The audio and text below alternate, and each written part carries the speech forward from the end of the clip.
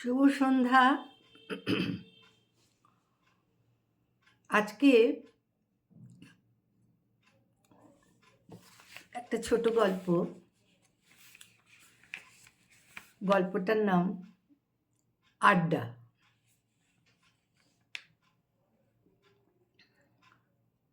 লালবাড়ির রোয়াকে বেশ অনেক ছেলে ছোকরার ভিড়, শুধু রাস্তার আলো জ্বলার অপেক্ষা। প্রথমে একজন আসে, এদিক ওদিক চায়, বসে, গুনগুন করে, দুটো হাঁটুতে তবলা বাজায়। তারপর হই হই করে সবাই আসে। আমাকে 50-55 বছর আগে ফিরে যেতে হবে। তখন এত আলো ছিল না। একজন সন্ধেবেলা একটি লোক এসে সিঁড়ি দাঁড় করিয়ে আলো জ্বেলে দিয়ে যেত। গান হুল্লোড় আড্ডায় জমিয়ে রাখত এলাকাটা। তেমনি একদিন সন্ধেবেলা একটি ছেলে গাইছে, জীবনে কি পাবো না, ভুলেছি সে ভাবনা। আর সন্তু সৌমিত্র বাবুর পোজ দিচ্ছে। চলছে ঝালমুড়ি, এক প্যাকেট থেকে এক মুঠো সবাই।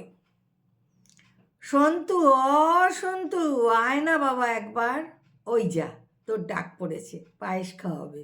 সবার হাসি। দলের মধ্যে একটি সিগারেট, এক টান। এই চ্যাটার্জি কাকু। সবাই চুপচাপ, মুখে ধোয়া ভর্তি। কি রে তোরা সবাই ভালো আছিস? মাথাগুলি বাম দিক থেকে ডান দিকে হেলে যায়। উনি চলে গেলেন, ধোয়া ছেড়ে সব বাঁচল। চ্যাটার্জিবাবু মনে মনে ভাবলেন, ছেলেগুলো বেকার, কিন্তু বড়দের রেসপেক্ট দিতে জানে। ল্যাকপ্যাক করতে করতে সন্তু এলে। কিরে পায়েস খেলি? দূর, গ্যাসটা লাগিয়ে দিয়ে এলাম। আদর করে বললেন, ভাগ্যিস ছিলি তোরা। ও গ্যাস খেয়ে চলে এলি তো? না গো, নেমন্তন্ন নিয়ে এলাম। নাতির অন্নপ্রাশন হবে, আমাদের 6 জনেরই নেমন্তন্ন, কিন্তু পরিবেশনের ভার আমাদের ওপরে। সময়ের কালো স্রোতে ভাসতে ভাসতে প্রত্যেকেই নোঙর খুঁজে পায়, ছোট বড় মাঝারি আকাশের চাঁদ হাতে পায়। প্রত্যেকের জীবনই উল্টে পাল্টে যায়, কিন্তু কর্মবিরতির পর ওই লাল রঙটা ওদের তীব্রভাবে আকর্ষণ করে। এখানেই যেন সারাদিনের ক্লান্তি জোড়ায়। অন্তত আধ ঘন্টা থাকতেই হবে, না হলে সন্তুর ভাষায় প্রাণটা আকুপাকু করে। লাল পতাকার ছত্রছায়ায় প্রত্যেকেই একটা না একটা চাকরি জোগাড় করেছে, বেকারত্বে গ্লানিবোধ নেই। যেদিন রোয়াকটা ফাঁকা থাকে, প্রতিবেশীদের মনে হয় কি যেন নেই। সজলের সাথে ঐন্দ্রিলার সেই ছাত্রজীবন থেকে আলাপ, সেই নিয়ে মাঝে মধ্যে জমাট আড্ডা চলে।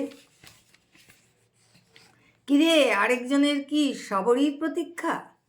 কেস ভালো নয় রে, অত সহজে মিটবে বলে মনে হয় না। তোকে তাই একটু অন্যমনস্ক লাগছে, মনে হচ্ছে খুব গণ্ডগোলে পড়েছিস। আপত্তিটা কার? ঐন্দ্রিলাকে নিয়ে মায়ের কাছে গিয়েছিলাম। ব্যবসায়ী মহিলা তো, চাকরিতে উন্নতি না হলে বিয়ে টিয়ে চলবে না, আর চাহিদাও অনেক। ঐন্দ্রিলাও তো কম কিছু নয় বাবা। মা ওকেই বলে বসলো, তোমার বাবা কি সোনা দিয়ে মুড়ে দিতে পারবে? ও বেচারি কি জানে বলতো। সেদিন মায়ের সাথে আমার এক প্রস্ত হয়ে গেছে। জানিয়ে দিয়েছেন এ বিয়ে তার পছন্দের নয়। এখন আমি কি করি বলতো? সন্তু বলছে। সজলের কথার মাঝে শশাঙ্কু বলে উঠল, কি ফ্যাচ দুজনে করছিস? সমস্যা বুঝতে পারছি, কিন্তু আমরাও তো আছি নাকি? আমাদের বুদ্ধি কম হলেও বুদ্ধি তো আছে। শান্তনু বলে উঠল, কি এমন সমস্যা? আমরাই তোদের বিয়ে দিয়ে দেবো, শুধু পেট ভরে মটন আর ভাত খাইয়ে দিস। সজল বলে, বুঝলি, কাল দুপক্ষের মিটিং হবে বাবার বাড়িতে। মা থাকছে না, কালই সেটেল হবে সব। আমি ঐন্দ্রিলাকে বলেছিলাম, চলো রেজিস্ট্রি করে নিই। সন্তু আগ্রহের সঙ্গে বলল, থামনি কেন বল? ঐন্দ্রিলার বক্তব্য কি? বড় বাড়ির মেয়ে, ওই পরিবারের কত শখ, মেয়ের বিয়ে খুব ঘটা করে দেবে। একবারই তো মেয়েদের বিয়ে হয়, কোনো অনুষ্ঠান হবে না। ঐন্দ্রিলা কুকুরে যায়। আবার এও জানে সজলের সৎমা এই বিয়েটা কিভাবে নেবে। একটা বড় খরচ আছে। তারা থাকেন ছোট্ট একটি ফ্ল্যাটে, বাড়ি ভাড়া, আত্মীয় স্বজন, খাওয়া দাওয়া। আমার সামর্থ্য তো জানিস খুবই সামান্য। শান্তনু ব্যাপারটা হালকা করার জন্য গিয়ে উঠল, জেনে শুনে বিষ করেছ পান। কাল মিটিং, তারপর ইটিং, তারপর ফিনিশিং। সকলের হো হো হাসি। পরের দিন মধ্যমণি সজলের পাত্তা নেই। অনেকক্ষণ অপেক্ষা করে সন্তু বাইরে থেকে ল্যান্ড ফোনে সজলের সাথে যোগাযোগ করার চেষ্টা করলো, কিন্তু হলো না। মুখটা বেজার করে ফিরল। কারোরই মন ভালো নেই। শান্তনু হঠাৎ বলে উঠল, ঐন্দ্রিলার কাণ্ডটা দেখ, কতবার ঘোরাঘুরি, কত শুভ অশুভ দৃষ্টি পার করে দিল। এখন আবার আচার বিচার, খাওয়ান দাওয়ান, যত সব। সজলের কথাটা একবার ভাবলো না? কি গেরোতে পড়লো বলতো। চল উঠে পড়ি, আজ আর চান্স নেই। রকটা অন্ধকারে ডুবে গেল। শনিবার, অফিস হাফ ছুটি। বিকেল থেকে সব বসেছে, সজলও আছে। অনেকে অফিস ফেরত বাজার করে বাড়ি ফেরে। মেসোমশাই বয়স হয়েছে, বাজারের থলিটা বড় ভারী। শান্তনু উঠে, চলুন আমায় দিন, বাড়ি পৌঁছে দিয়ে আসি। কৃতজ্ঞতায় বলে ওঠেন, সোনা ছেলে সব, তোরা না এলে রকটা কান্দে। এরকম সব পরোপকারী ছেলে। সন্তু টাকা জমিয়ে ছোট্ট রেডিও কিনেছে, সে এনেছে সেটাকে সঙ্গে করে নিয়ে। বিবিধ ভারতীতে দারুণ সব গান হচ্ছে, সেও গাইছে। রকে বসার পর রেডিও হাত ঘুরে ঘুরে গাইতে গাইতে ফিরছে। কিরে সজল, কি হলো বল সব। তোরা শুনে কি করবি? অনেক টাকা লাগবে। আমার কাছে সোনার মাদুলি আর ঘড়ি ছাড়া কিছু নেই রে। ঝেড়ে কাস না বাবা, 12,000 টাকা বাবাকে আমায় দিতে হবে। কি করব তাই ভাবছি। শোন, তপন ব্যাংকে কাজ করে, 0% ইন্টারেস্টে লোন দেবে, আমরা শোধ করে দেব। সবার দিকে তাকিয়ে, কিরে হবে না? নিশ্চয়ই, হুররে। তোরা তপনকে না জিজ্ঞেস করেই কি করে এত নিশ্চিন্ত হলি? কি ভাবিস আমরা বললে ও দেবে না? দোস্ত দোস্ত কি বাত। গান ধরল, সখী ভাবনা কাহারে বলে।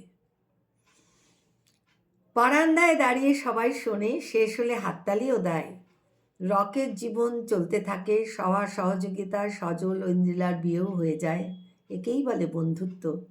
একের বিপদে অন্যের ঝাঁপিয়ে পড়া, সব কাজেতেই হাত বাড়িয়ে দেয় তারা। সকলেরই বয়স বাড়ে, জীবনযাপনের সময় খেয়ে নেয়। রকের ভিড় 1-2 করে কমতে থাকে। রোজ নির্দিষ্ট সময়ে দেখা না হলেও বন্ধুত্ব থাকে অটুট। আর থেকে যায় মনোকষ্ট। প্রত্যেকেই সংসারী, কেউ সতীর স্বামী, কেউ সন্তানের পিতা।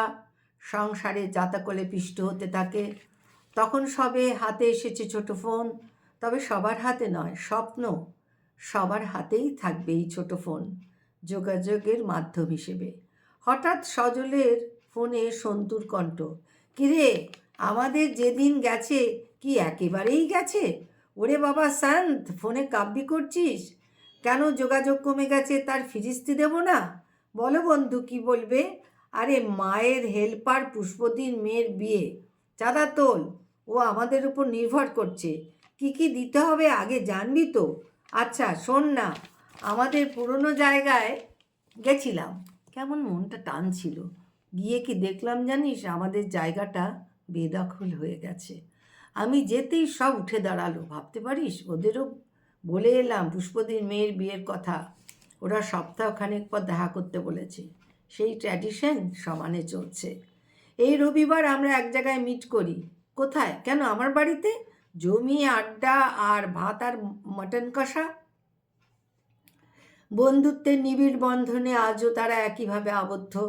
50 বছর এগিয়ে গেছিলাম, এখন কালের আবর্তনে পিছিয়ে আসতে হচ্ছে। ক্রমশ যোগাযোগ কমছে, অসুস্থতা গ্রাস করছে, জীবনের বিপর্যয় আসছে। সংসারের জটিলাবত্যে তাদের সোনালি দিনগুলি ক্রমশ হারাতে হারাতে মিলিয়ে যাচ্ছে। বন্ধুরা এখন সব সত্তরের দিকে পা বাড়িয়েছে। মৃত্যু এসে মনোবল ঢিলে করে দিচ্ছে। আগুন রাঙা দিনগুলো এখন ফ্যাকাশে, রক কালচার নেই। সেখানে প্রমোটারের বিশাল থাবা তাদের স্বাদের রক বুলডোজার দিয়ে গড়িয়ে দিয়েছে। মৃত্যু ঘটেছে কত স্বপ্নের। বড় ফোনের ব্যবহার বেড়েছে, ছোট ফোনের ব্যবহার খুব কম। অন্তরঙ্গ শব্দটা চাপা পড়ে আছে কর্মচাঞ্চল্যের তলায়। সময় খুব দামি হয়ে গেছে। রকের দিল খোলা সমস্যা সমাধানের মানবিক রাস্তা নেই। সখ্যতা কোথায় যেন মুখ লুকিয়েছে। প্রয়োজন ছাড়া কথা হয় না, তাও নিত্যির ওজনের মেপে মেপে। মেকি দুনিয়ায় মেকি মানুষের কথা আর ভাবতে ভালো লাগে না। বার্ধক্য, জড়তা জীবনকে গ্রাস করে, তেমনি যান্ত্রিক সভ্যতায় মানুষ হারিয়ে ফেলেছে তার সুকোমল অনুভূতিগুলি। দয়া, মায়া, পরোপকার, স্থৈর্য, সেবা ও শ্রদ্ধা। এখনও যদি কোথাও রক দেখতে পাওয়া যায়, সেগুলি এখন আনকালচার্ড ছেলেদের অধীনে। অশ্লীলতা ওদের সঙ্গী। সেই সময় এখন আর নেই। মানুষ সেই পথ এড়িয়ে চলে। Rock culture vanished. নমস্কার।